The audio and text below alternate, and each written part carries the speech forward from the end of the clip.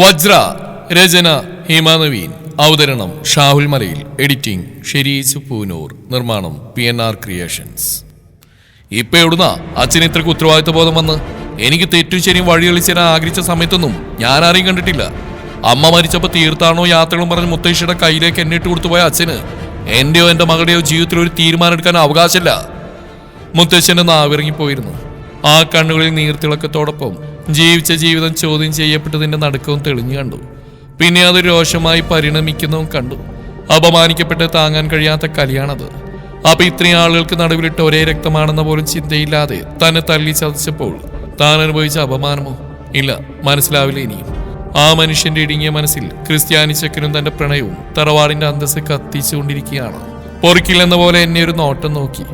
സ്വന്തം മകൻ തള്ളി പറഞ്ഞുകൂടി താൻ കാരണമാണെന്ന് പറയാതെ പറഞ്ഞുകൊണ്ട്, നീ നോക്കി വളർത്തിയെന്നെയാണല്ലോടാ ഇപ്പൊ കണ്ടത്. മോൾക്ക് ആവശ്യത്തിൽ കൂടുതൽ സ്വാതന്ത്ര്യം കൊടുത്തപ്പോ അതിലും കൂടുതൽ അവളിപ്പോ തിരിച്ചു തന്നില്ലേ? ആ ചെക്കന് ഒരു അറസ്റ്റും ജാമ്യവും കിട്ടലൊക്കെ കഴിഞ്ഞിരിക്കാന്നറിയോ?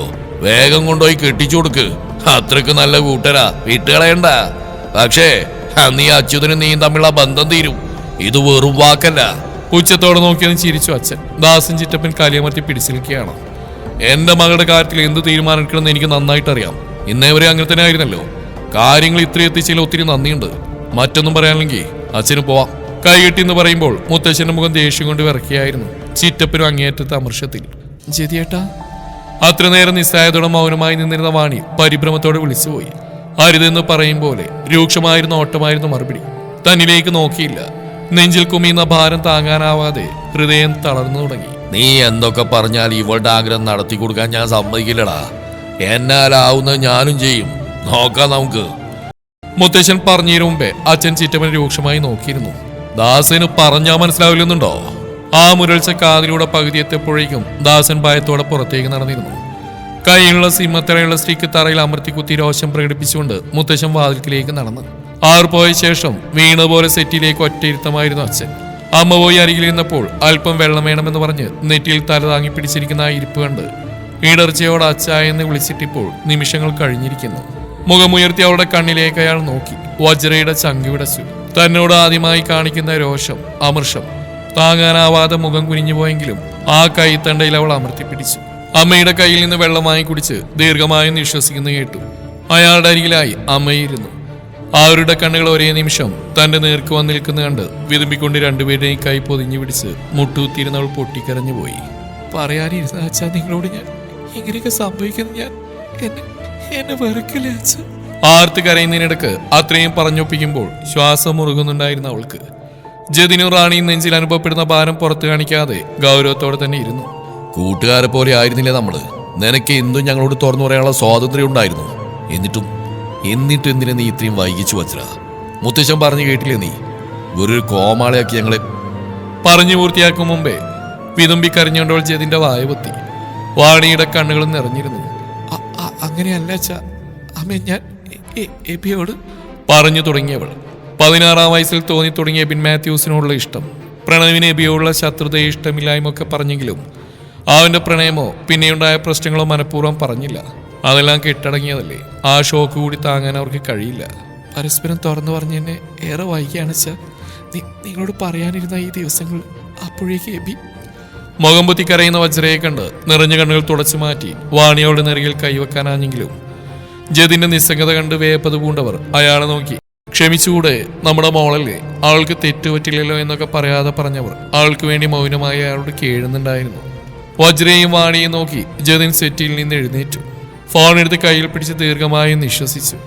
ആ നിമിഷമാണ് നിറഞ്ഞ വേവലാതിയോടെ പ്രണവ് അകത്തേക്ക് കയറി വന്നത്.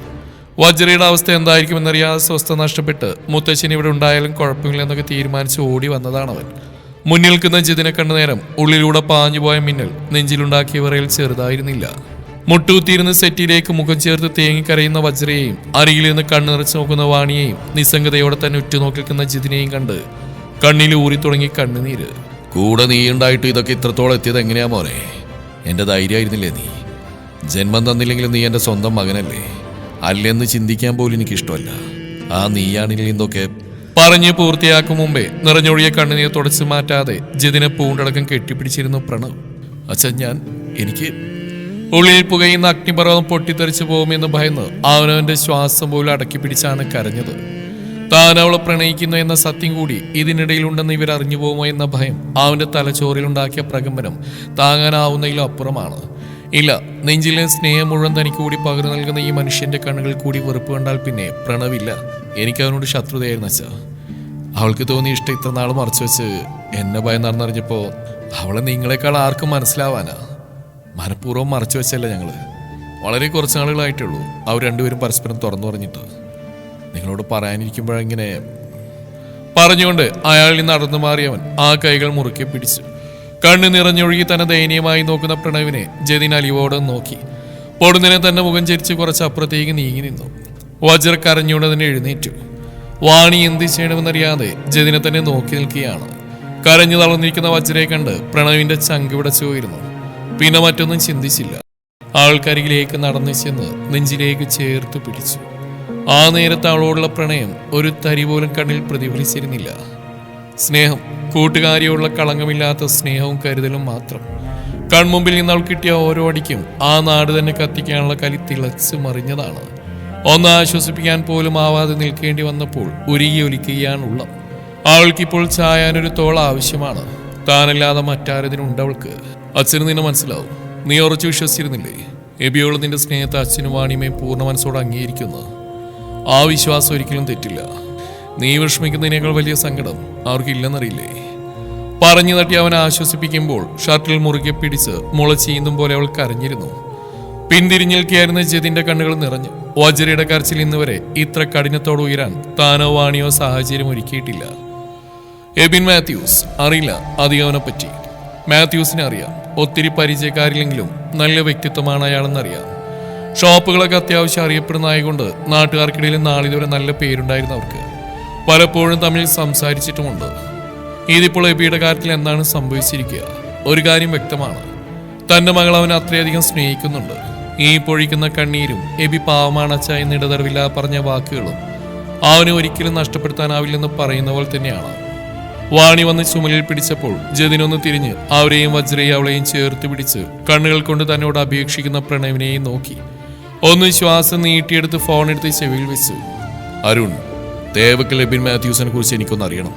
ഇപ്പൊ അവന്റെ മേലുള്ള കേസിനെ കുറിച്ചും എല്ലാം നിനക്കറിയാതിരിക്കില്ലല്ലോ. നാട്ടിലെ തന്നെ യുവജന പാർട്ടിയുടെ നേതാവായിരുന്നു. എല്ലാവർക്കും ഒരുപോലെ സമ്മതൻ. ജതിന് വലിയ കാര്യമാണ് അയാൾക്ക്. ആളിപ്പോൾ സിവിൽ സർവീസിന് ശ്രമിച്ചുകൊണ്ടിരിക്കുകയാണ്. അപ്പുറത്തുനിന്ന് കേൾക്കുന്ന വാക്കുകൾ അത്രയും ശ്രദ്ധയോടെ കേട്ടുകൊണ്ടിരുന്ന ജതിനെ പ്രതീക്ഷയോടെ നോക്കി നിൽക്കുകയാണ് വജ്ര. ആ മുഖത്തെ ഗൗരവം കണ്ട് ആവലാതിയോടെ പ്രണവിനെ നോക്കി. ഒന്നുമില്ലെന്നവൻ കൺചിമ്മി കാണിച്ച് ആ കവിളിലും തട്ടി. നെഞ്ചിരിപ്പിൽ കറന്നുകൊണ്ടിരിക്കുന്ന നോവിനെ കടിച്ചമർത്തി നിൽക്കുകയാണവൻ. നീ എൻ്റെ അല്ല, അവൻ്റെ തന്നെയാണെന്ന് അവൻ തന്നെ സമ്മതിച്ചു കൊടുത്ത നിമിഷത്തിൽ നിന്ന് പിൻവാങ്ങാനാവാതെ ഫോൺ കട്ട് ചെയ്ത് ജതിൻ വജ്രക്കരിയിലേക്ക് വന്നു നിന്നു. അവളയാളെ നോക്കിയ ശേഷം കരഞ്ഞുകൊണ്ട് ആ നെഞ്ചിലേക്ക് വീണ് മുറുകെ മുറുകെ കെട്ടിപ്പിടിച്ചു. ഒന്ന് നെടിവീർപ്പിട്ട ശേഷം ജതിൻ അവളുടെ നെറിയിൽ തലോടി. വജ്രയുടെ തേങ്ങൽ ഒന്നുകൂടി അധികരിച്ചു. പ്രണവിന്റെ കണ്ണു നിറഞ്ഞെങ്കിലും ചുണ്ടിലൊരു ചിരി തെളിഞ്ഞു. അവൻ തെല്ല ആശ്വാസത്തോടെ വാണിയുടെ അടുത്തേക്ക് പോയി ആ കൈ കൂട്ടിപ്പിടിച്ചു. അവരവന്റെ കവളിൽ പതിയൊന്ന് തട്ടി സൗമ്യമായി ഒന്ന് ചിരിച്ചു. എബി തെറ്റുകാരനല്ലെന്ന് തെളിയുമായിരിക്കും. പക്ഷെ അതുവരെ അവനും അവനോട് ചേർന്ന് നിൽക്കുന്നവരും അല്പ അപകടത്തിൽ തന്നെയാണ് മോളെ. ഇന്നത്തെ സമ്പത്തോടെ നീ അവൻ എത്രത്തോളം ഇമ്പോർട്ടൻ്റ് ആണെന്ന് അവനെ തിരഞ്ഞു നടക്കുന്നവരിലേക്ക് എത്തിയിരിക്കും. പ്രണവും വജ്രയും വാണി ഒരുപോലെ ഞെട്ടിയാണ് ജതിനെ നോക്കിയത്. ആ ഗ്യാങ് എബിന് വേണ്ടി വരവിരിച്ചിട്ടുണ്ടെന്നൊരു അറിവുണ്ട് പോലീസുകാർക്കിടയിൽ. അതിലേക്ക് നിന്നെ കൂടി ടാർഗറ്റ് ചെയ്യുന്ന പേടിപ്പ് എനിക്കുണ്ട്. അയാൾ പറഞ്ഞു വരുന്നതെന്ന് ചിന്തിച്ച് ഉച്ച മുതൽ ഉള്ളങ്കാൽ വരെ ഒരു തരിപ്പ് ആളിൽ പടർന്നേറി. പ്രണവും നെറ്റി വിളിച്ച് നിൽക്കുകയാണ്. അവൻ്റെ ജാതിയോ മതമോ ഒന്നും എനിക്കൊരു പ്രശ്നമില്ലെന്ന് ഞാൻ പറയാത്തന്നെ മോൾക്കറിയാലോ. പക്ഷേ ഈ പ്രശ്നങ്ങൾക്കിടയിലേക്ക് നിന്നെ വലിച്ചെടുക്കാൻ എനിക്ക് പറ്റില്ല. അതുകൊണ്ട് ഇതൊക്കെ ഒന്ന് കെട്ടടങ്ങും വരെ മോളെ ഞാൻ ഇവിടെ നിന്ന് മാറ്റാൻ പോവാ. എൻ്റെ വല്യമ്മയുടെ നാട്ടിലേക്ക്, ആർക്കും കണ്ണെത്തിപ്പിടിക്കാൻ കഴിയാത്ത ആ ചെറിയ ഗ്രാമത്തിൽ അവനുമായിട്ട് ഇനി ഒരു കോണ്ടാക്റ്റും ഞാൻ പറയും വരെ ഉണ്ടാവരുത്. സെയിം ബ്രേക്കല്ലേ ഇപ്പോൾ, എക്സാം എഴുതാൻ വന്നാൽ മതി. അമ്മയും കൂടെ വരും. വെക്കേഷനും അവിടെ തന്നെ മതി. കോളേജിലേക്കുള്ള വരവും പോക്കും അടക്കം ഈ നാട്ടിലേക്ക് വരുന്ന ദിവസമൊക്കെയും അരുണൊരുക്കുന്ന സൈലൻ്റ് പ്രൊട്ടക്ഷൻ എപ്പോഴും നിനക്കുണ്ടാവും. ഇതെൻ്റെ തീരുമാനമാണ്. ഇതിലിനൊരു മാറ്റം ഉണ്ടാവില്ല. എബിനുമായിട്ട് കുറച്ചു കാലത്തേക്ക് ഒരു കമ്മ്യൂണിക്കേഷൻ വേണ്ടെന്ന് ഞാൻ പറഞ്ഞിട്ടുണ്ടെങ്കിൽ അതങ്ങനെ നടക്കാവൂ. ഒരക്ഷരം പോലും മിണ്ടാനാവാത്ത അറിഞ്ഞെന്ന് പോയിരുന്ന വത്സര അവളെ നോക്കാതെ ജതിൻ പ്രണവിനരികിലേക്ക് പോയി ആ തോളിൽ വന്ന് തട്ടി. ശേഷം അകത്തേക്ക് ഒരൊറ്റ പോക്കാണ്. അവളുടെ മറുപടി വേണ്ടെന്ന പോലെ. ഇത് ദൃഢമായ തീരുമാനമാണെന്ന് പറയാതെ പറഞ്ഞുകൊണ്ട് കലുഷിതമായ മനസ്സുമായി ഇരുവരെയും നോയിക്കൊണ്ട് വാണിജ്യതിനെ തിരഞ്ഞ റൂമിലേക്ക് പോയി. എബി തേങ്ങളോട് വിളിച്ചുകൊണ്ട് മുഖം പൊത്തിയവൾ നിലത്തേക്ക് ഊർന്നു വീണു. എന്തു പറഞ്ഞാണ് അവളെ ആശ്വസിപ്പിക്കേണ്ടതെന്നറിയാതെ രണ്ട് കൈകളും തല താങ്ങി പിടിച്ചവൻ അവൾക്കരികിലിരുന്നു. എബി എന്ന നീക്കുമായി മറക്കണമെന്നാണോ ആ വാക്കുകൾ ഉന്നം വയ്ക്കുന്നത്? പറയാതെ പറഞ്ഞത് അതാണോ? നെഞ്ചുനീറി തല ചുറ്റും പോലെ മനസ്സിൽ നടക്കുന്ന വിസ്ഫോടനത്തെ രക്തം ചുവക്കുന്ന ശ്വാസത്തെ മുറുക്കി മുറുക്കി തളർത്തി.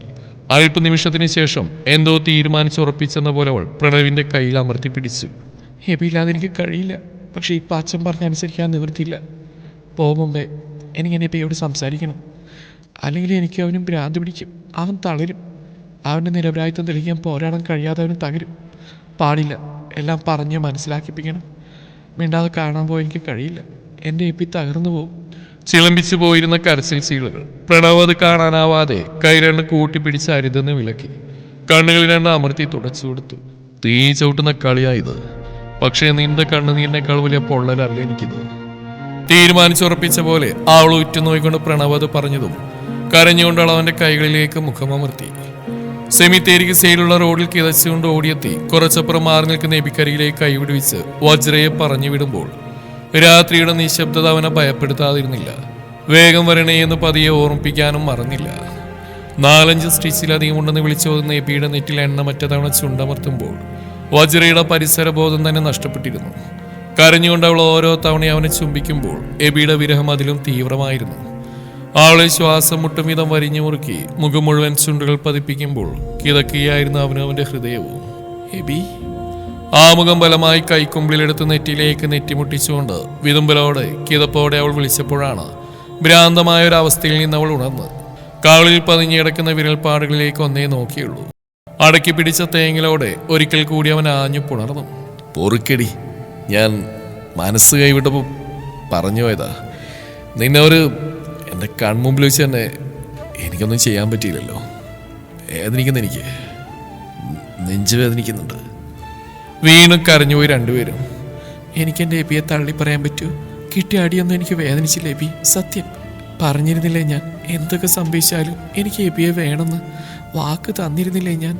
മരിക്കേണ്ടി വന്നാലും അത് മാറില്ല. മാറിയാ പിന്നെ ഞാനില്ല. ഒരിക്കൽ കൂടി അവൾ അവന്റെ മുഖം കൈക്കുമ്പിൽ പിടിച്ചു വെച്ച് വിതുമ്പലോടെ നോക്കി.